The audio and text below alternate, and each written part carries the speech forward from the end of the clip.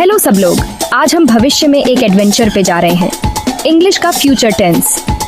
चिंता मत करो, ये टाइम ट्रैवल से ज्यादा आसान है।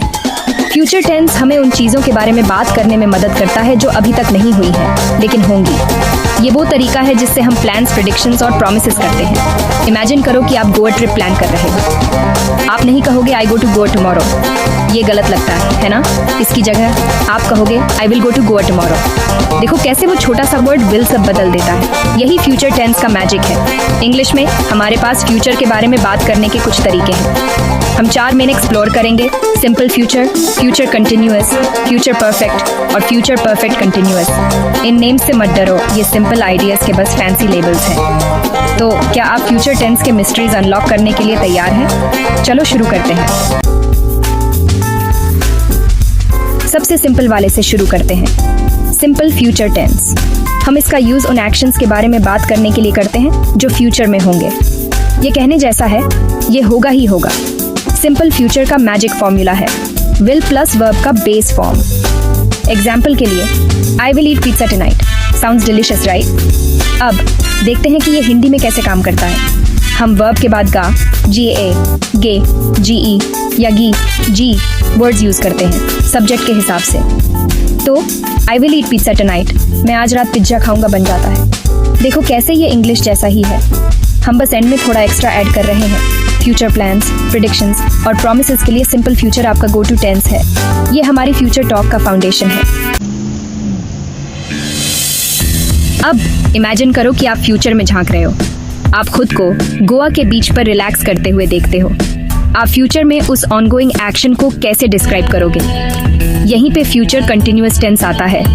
हम इस टेंस का यूज उन एक्शंस के बारे में बात करने के लिए करते हैं जो फ्यूचर में किसी स्पेसिफिक टाइम पर प्रोग्रेस में होंगे। ये कहने जैसा है कि ये पर्टिकुलर मोमेंट पे हो रहा होगा। फॉर्मूला है विल बी प्लस वर्बिंग। तो I will be relaxing on the beach at this time tomorrow एक क्लियर पिक्चर बनाता है ना? हिंदी में हम वर्ब के बाद रहा होगा, रही होगी या रहे होंगे यूज करते हैं सही हेल्पिंग वर्ब के साथ।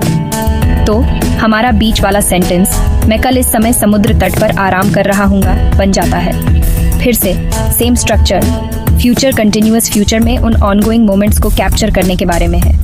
ये किसी स्पेसिफिक टाइम का स्नैपशॉट लेने और देखने जैसा है कि क्या हो रहा होगा। हमने 2 exciting future tenses, simple future और फ्यूचर कंटिन्यूअस का सफर तय किया है। हमने सीखा कि फ्यूचर में सिंपल एक्शंस और ऑनगोइंग एक्शंस के बारे में कैसे बात करें, इंग्लिश और हिंदी दोनों में। याद रखें, सिंपल फ्यूचर प्लान्स, प्रेडिक्शंस और प्रॉमिसेस बनाने के लिए आपका गो टू है बस विल प्लस बेस वर्ब या हिंदी में सही गा, गे, GE या गी, जी यूज करें। फ्यूचर में उन ऑनगोइंग एक्शंस के लिए फ्यूचर कंटिन्यूअस आपका फ्रेंड है। विल बी प्लस वर्बिंग या हिंदी में रही होगी या रहे होंगे यूज करें। नई लैंग्वेज सीखना स्मॉल स्टेप्स लेने और प्रैक्टिस करने के बारे में है। तो आगे बढ़ो, कुछ फ्यूचर प्लान्स बनाओ, खुद को अलग अलग सिचुएशंस में इमेजिन करो और इन टेंसेस का यूज करके अपने फ्यूचर को जीवंत बनाओ। Happy learning.